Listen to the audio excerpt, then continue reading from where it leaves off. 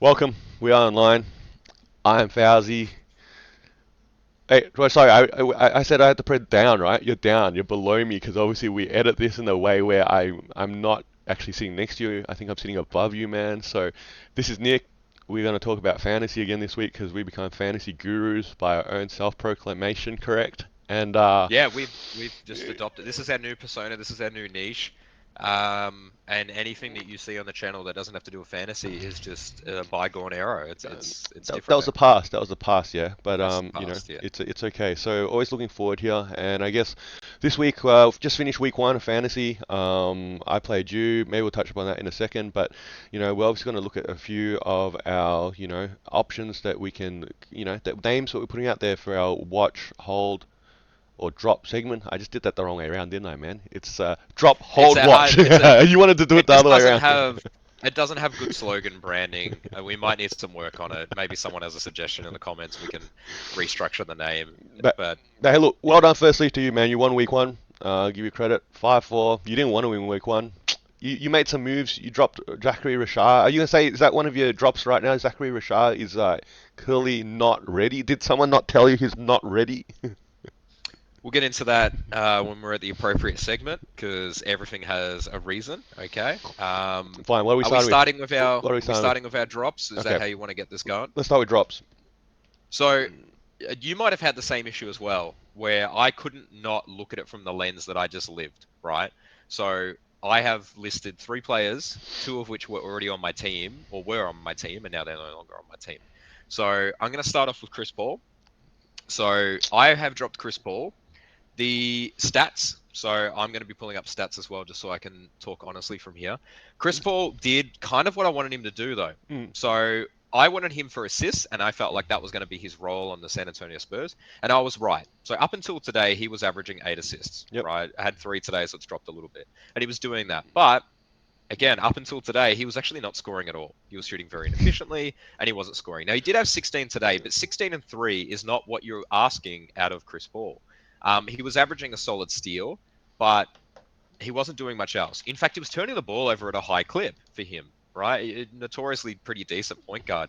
So he was giving you 8 assists, he was giving you two turnovers, and he wasn't really giving you anything else. And you look at those stats, and nothing's jumping off the page, and there are better guards out there. So he was my first drop, only because the Spurs just seem wonky. I know that we're not expecting them to be a good team, but Wemby hasn't looked good out of the gate. Jeremy Sohan has actually looked really good in limited action. That could be a watch, not one of mine, but it could be. So that was, the like rationale there. The second one is Kyle Kuzma. I rode Kyle Kuzma way too long last season, and I am looking, specifically at stats, Yep. and the main one that he was hurting me in was percentages. He is shooting a very unrespectable, disrespectful 32%.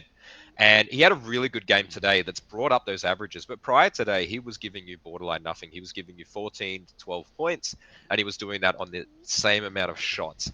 Wasn't really giving you many rebounds, wasn't giving you any stocks, not really doing much else. I had to let it go. You could maybe trade, depending on how deep your league is. You could maybe angle something. But even though he has a star role on the Wizards, I couldn't envision getting anything other than a Just role player for him. I And don't think even he then, cares right now. He knows he's on a rebuild team, Ran. Like his motivation level is probably as low as it's ever been. but it is also like, I don't know, there's very similar to Ben Simmons, right? Like Ben Simmons does have something to prove if he wants a future contract. And, if he builds a reputation, Kyle, that is, of not trying for several years, I don't know, it has bad implications for his career. But maybe, you know what, he's got a championship already. Maybe he doesn't care. And then my last one is Donovan Clegane. It was a watch player previously, but the main reason why I've got to put him on the drop pile at this point, it's the minutes. So he did have that game where he had, a couple of blocks, 4 blocks, but he's giving you a block every game, but he's not giving you anything He's else. not played more than 15 minutes a game so far. Exactly. He's just not playing at this point. And, DeAndre Ayton's played really well in the starting spot. I am surprised that Portland wouldn't play him more. I just feel like there's got to be a future angle, right? Portland has to be playing the future, but Jeremy Grant's had a really big role. I think So I, It's I like your list, man. I like your list, man. I think there's a logical aspect to what you're talking about there, and this is something that I think I talked about rookies, and we talked about rookies a couple of weeks ago about in the fantasy perspective, and fantasy in the greater aspect ties in with real life, yeah. And the real life first scenario here is that coaches need to win some games. And you want to try and get some wins on the board right now. That's the reality. Yeah. So you're playing your best players. You're playing your vets. You're playing Aiden over Clegane right now because Aiden is a vet that will give you better production. He knows what he's doing, and obviously, hopefully, let's say by All Star break, Portland have 15 wins. Yeah. Okay. They got 15 wins.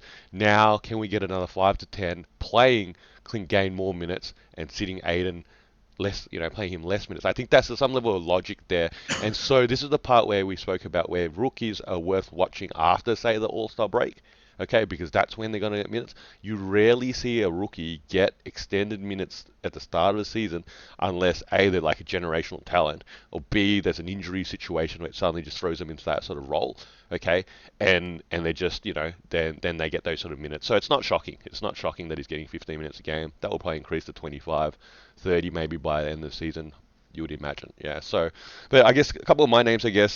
Firstly, I have Tobias Harris. I dropped Tobias Harris, man. You know what yeah. I realized?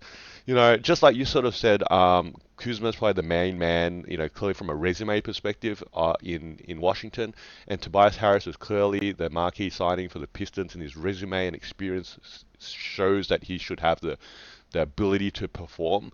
But maybe there's a level of reality that these guys are not alphas. They've never been alphas. They've never been number one options on teams in that sort of sense. And they go to these teams and they've already got the money and they probably went to these teams. Obviously Tobias Harris made a choice to take this Pistons contract. Yeah. And I think there's a level of acceptance that I'll take the money here, mate. It was a bit better than anywhere else that was offering me. And look, there's no real pressure to win, so on and so forth. I'm not trying, being a mind reader here. But, Tobias Harris getting 15 and 7, he's probably happy with that. Pistons okay But with he's that, not. But He's not. He's actually but only getting 10 and 7 10 and and on 7, really bad shooting. yeah, That's the thing. So I think that's the thing. So Tobias Harris, man, I cut him loose. I was a little bit high on him start of the season, that he would do a little bit more with the Pistons right now, but I don't know. I think I think that's the reality there. Second name I got my list to drop here is also a Spurs player, man, but a little bit due to also I think he is injured right now. Is Trey Jones? Let me just bring up him. I'm just bringing it up here. Okay, so 3.3 assists. What's going on? Like We at played least, one game. yeah, Played one game. yeah. And then I think So he's got injured. Okay, but I think it was probably telling in that first game though that the role that he played within this team, he played 16 minutes, and this was a kid that was sort of starting last season. CP3's come along. There's some other new guys there like what's this Stephon kid? Castle. Yeah, there's Stephon Castle that's obviously looking to get minutes and get into the rotation. I think he's going to get pushed out. Yeah, I think he's going to get Yeah. pushed out here. He's going to be a kid that just doesn't get the minutes to perform. Trey Jones, if you got him right now, I'm suggesting you drop him. I had to do the same thing here. My third one here is, you know what? If you're a Golden State Warrior fan and you play on the Golden State Warriors right now, I think you should drop those players right now. I don't know what the hell Steve Kerr's thinking. Yeah, besides Steph Curry. Besides Steph Curry, okay? He's trying to play 14-man rotations. Yeah. But guess what? What happens with a 14-man rotation is any given guy goes off on any given night. Maybe this is a good real life strategy, but a horrible fantasy strategy. Okay, and any player can go off on any night. Okay, and every player plays between 15 to 25 minutes. Okay, depending on how they're going. And I guess from a fantasy perspective, I'd hate for you to be one of the guys that is holding like Buddy Hield, like Andrew Wiggins, like Kevon Looney, or some of these, Podziemski or whoever, yeah, Trace Jackson Davis. These guys all could produce if they were playing 25 to 35 minutes, yeah. But now the situation that Steve Kerr is trying to roll with right now in Golden State, I think is not making any fantasy value for players there. Yeah, the minutes observation of Golden State's quite interesting. Buddy Hield, has actually shot really well from three, but then in the previous game against the Clippers, shot 1 of 9. So maybe he'll be a bit up and down, and he's only averaging 21 minutes, as you kind of alluded to. So Yeah, look, Golden State clearly is not trying to be competitive. I think they're trying to figure out what their best young lineup is to kind of develop and go forward with that. And maybe there's another tank year in store for them, and they're Mate, trying to get a draft pick. this I is don't know what their this is strat the is. opposite of Tom Thibodeau in New York, right? He's trying to drive his Ah, players 40 minutes into the into the ground, it's right? like Where no one over Steve 25. Steve No Kerr, one's Matt, playing too 20 hard. man, 20. Let's just take it easy. 20, yeah, you're playing good. Yeah, 25, I'll give you 25. Yeah. I like it. So we're going to move on to players that you should hold. I feel like we haven't got a segment that kind of talks about snag as well. So this is a hold or snag, as in if you have them, keep them. Yep. If you don't have them, go and grab them. But my first one is Rui Hachimura. Yep. I've obviously been doing the Western Conference games, Yep. and I cannot overstate how impressed I have been looking at his box scores. So currently averaging 17.5, 8 rebounds, 2 assists, almost a steal, and half a block with only half a turnover as well on really good shooting. And he's averaging 35 minutes a game. So clearly he has a role to play in this lineup. And the fact that he's only rostered by 49.7% of rosters means that there's a 50% chance that he's in your waiver wire right now. So I would snag him because clearly it's going to sustain. Going next with Anthony Davis as well, it's just going to be hugely helpful. And today he had a 20 and 10. So is he starting to unlock his potential because he's only getting better as the 4 games have progressed? The second is Confidence. I'm confident. No. I wish I could have picked him up. Scottie Pippen Jr. is the next person you have picked him up, so you can probably double down on what I'm about to tell you. But he's got 25 minutes a game. His averages don't pop off as much as the recent stats do. So 11 points, 4 rebounds, 8.3 assists, 1.5 steals, 0.8 blocks, and 2.3 turnovers. But in the last 2 games, double doubles with 5 rebounds and stocks. Ja has already become injured or not playing a game, and this is where Scottie Pippen Jr. comes in and slots into that role. He's only rostered on 22% of leagues, so he's probably on your waiver wire as well. Absolutely. He is Not on only ours. currently playing 30. No, but he's currently playing 30 minutes. If his minutes go up, he's going to be even better. All round, really, really good, and he shoots really well as well. So really a no-brainer. Well done to you for snagging him. And this one is a weird one because I didn't expect my mouth to say these words together. Cam Thomas. Hold.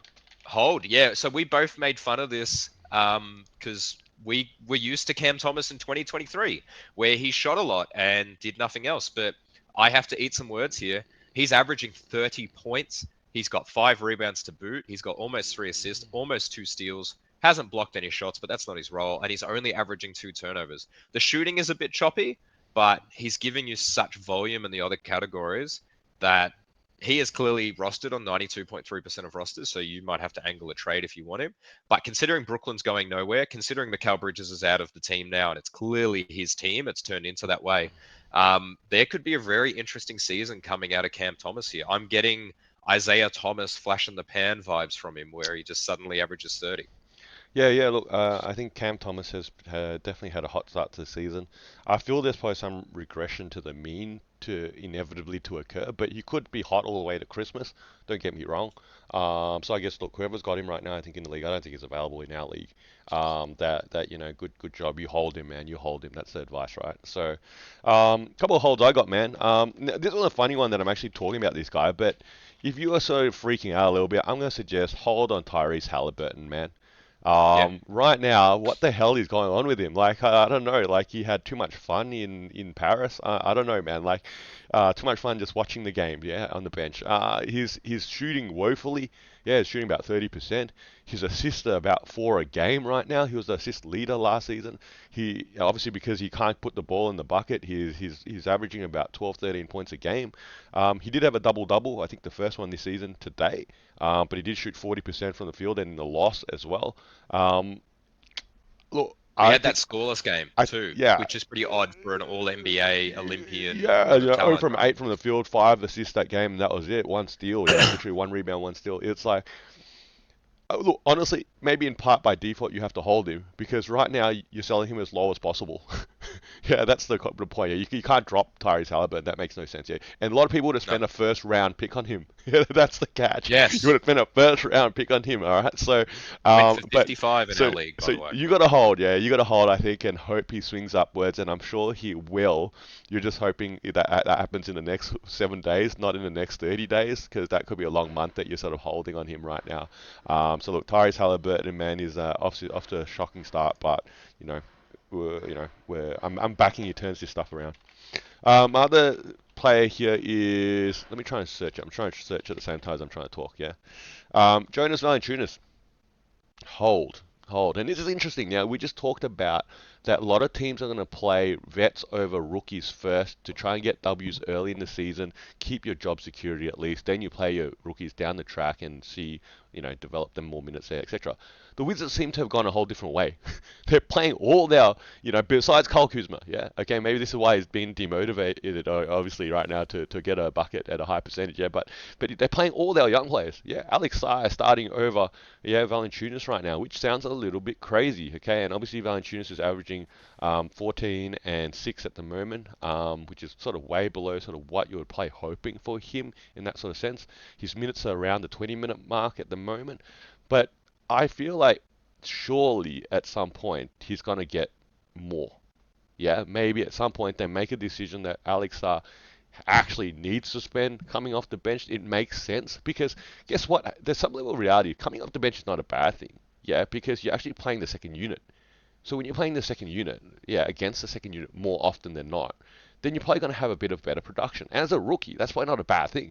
Like you're just going out there straight up off the bat, playing the best players. Yeah, you're going out there playing AD, playing Wemby straight off the bat as a center. Yeah, in that sort of situation. Whereas if you came off the bench, you would play that player that comes off the bench more minutes than that situation you're in. So look, I think if you're Valanciunas, you hold him right now if you got him. I don't think you cut him loose yet. Surely, I think he's going to get some more minutes down the track. He swings another 5-10 minutes upwards. Yeah. All right, my third Or name it's the here. potential, Yep. or it's the potential for a trade in the future as well. Could end up on a good team. He's got a pretty good contract. Sometimes it's not about doing the knee jerk every week as a new team sort of mindset. It's the long term stuff. So you're banking on the long term minute increase. You could also bank on the trade. Keep going. Hi, look, my third name is Scoot Henderson.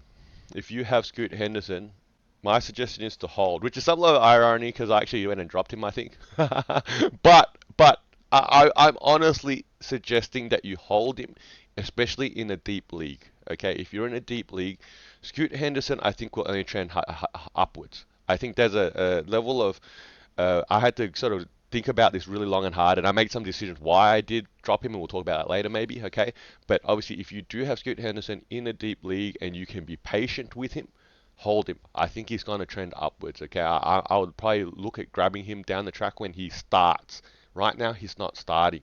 Okay, and I think that it's inevitable at some point again that they're going to give him minutes. He's a second year player now. Again, it's a matter of when. And even when he doesn't get minutes, he's just going to be patchy. And if you're going to eat his percentages right now, then, I reckon just hold, man. Hold Scoot Henderson if you have him in a deep league. Well, it's not even just eating the percentages, it's turnovers too, averaging 3.3. So that's the hard part. You're going to take volume, which he can give you volume and points, rebounds, and assists, but I don't know. I would be a bit more hesitant, and you might have dropped him for that exact reason. These are three players to watch, as in you might have them on your team, and you need to think about what your next step is with them, or they may not be on your team, but I would definitely keep an eye on them. The first one, this is close to home for me, Santi Aldama. Mm, I picked him up. mm, I picked him up because I was tired of looking at my power forward slot being really lame. And so far, his averages in just about 30 minutes a game 15.5, 7.5 rebounds, 4.3 assists, giving you a block per game, pretty low turnovers. But what's not written on the stat screen there is actually his 3 pointers. So can shoot the three quite well. And in a threes made league is great. In a percentage league, it might be a bit more of a problem. Today had a double double, almost a triple double, right? With 3 assists away from that and giving it a block. Clearly, Memphis needs that fifth starter. And it looks like Santi Aldama has kind of risen to that occasion. And with Jaren Jackson Jr. going in and out of the lineup frequently, he kind of gets that role and is probably able to maintain his 30 minutes. So I'm feeling good about that pickup so far. The second one, this is a bit more of a gamble. So I bought him when his stock was high and it's floating around. It's Dyson Daniels from Atlanta. Mhm. So only rostered at 60% of the league, so still a chance that you could pick him up. His season stats right now: 13 points, 4.3 rebounds, 2.3 assists. It's the 2.8 steals and the block. He's almost a 4 stocks player, and I clearly have a strong affinity towards those players. He has dipped off in his scoring. He started the season strong on really good shooting, 15 and 18 on good shooting. But even in his down games where he only has 7, he gave me a steal and a block. And Mm. today, when he had 11 points on okay shooting, he still had 3 steals. He kind of seems to do a little bit of everything. He's a bit of a stat sheet stuffer, but he's also getting 32 minutes on the court, which is surprising because I banked on a different Atlanta Hawk being a bit better for me. And then the last one that I would say to watch, and this one might be the clickbait title that you can get out of a short, is Steph Curry. So you mentioned it a little bit before. The Warriors don't know what they're doing. And you talked about the minutes. Did you know that Steph was actually only playing about 26.3 minutes a game? Considering that some people might have drafted him somewhat high, like myself, that's not great. And he's still giving you 18 points, 5 rebounds, 7 assists, 2 steals. But he's giving you a couple of turnovers. He does give you a lot of threes, but he's just tweaked his ankle. And you talked about this when you had him when you hurt his hand, and he just suddenly disappeared for the rest of the season. I'm a little worried. I'm not going to lie. So I'm saying watch, because evaluate the injury and evaluate, do you want to keep him or do you want to trade him away and gamble it? Because it is a gamble. I could trade him for someone else and he could come back and have 30 points every night and be fantastic, or he may not come back. That I know that you probably don't want to jump on that bandwagon, but what are Golden State doing this season? Because they're not going to be in the playoffs. I don't think that's realistic for them. And Cooper Flag is sitting right there and they have draft picks. I don't know what their motivation is with him to do that. I'm clearly projecting a lot of my I, own I, stress I, at this point. I feel your last 60 seconds were a bit loaded there. I think the Warriors fans feel they can at least make the playoff play-in situation. I think at the same time, Steph Curry's in a similar situation like Tyrese Halliburton. Right now, you're selling low. You gotta hope. You just gotta hope that he Should I turns the trade for corner. Tyrese? If he has a hot patch, yeah, if he has a hot patch, maybe that's your only logical trade. Yeah, Steph Curry for Tyrese Halliburton. But two players right now really low, and you're hoping that both of them will sort of then start to warm up this season. You know, get going, and obviously stay healthy, man. But well, you already pinched one of my names, man. Dyson Daniels was on my list. He was obviously a watch for me. A lot of people are saying go grab him.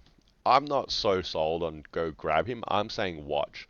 I think he's still going to have a lot of inconsistent games. He's never going to be a top tier scorer, I don't think. He might have a little outburst here and there. So it's those stocks. If you want those stocks, maybe like a poor man's Alex Caruso. If you want a poor man's Alex Well, Caruso, then you Dyson say Daniels that, there. Yeah. but I dropped him for Oh, Alex did you? Caruso. Okay, there you And go. if you look at the stats for Alex Caruso, Yeah, it became apparent really quickly. Alex Caruso's role on this team is probably playoffs. yeah. So Alex Caruso gave you 3 steals today as well against Atlanta, but he only gave you 2 points, 2 rebounds, and 1 assist. So But he did give you 2 blocks. So, Alex Caruso is just a stocks player. Dyson Daniels is giving you those stocks, but he's a giving little bit you of points. almost A little 15 bit of points. points. Yeah. Or little 15. Come on. All right, here's another name to watch. Bub Carrington at the Washington Wizards. He started one game, then we slid back to the bench again.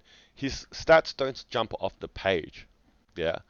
But last game he had 13 points, couple assists, couple rebounds, one steal. Percentages were okay. I think he's going to grow into this role. Um, Again, if you had a deep league and you're willing to stash a player, okay, I think he would be a guy that think about Keontae George last season. I don't know if you were keeping an eye on him at all Yeah, with the but Jazz. Yeah, he's atrocious this season. yeah, well, like that, I'm talking about last season where he came on strong towards the end of the year and he started to start and got some minutes. I think Bub Carrington's going to have a similar situation in the Wizards. The Wizards are not going to make playoffs.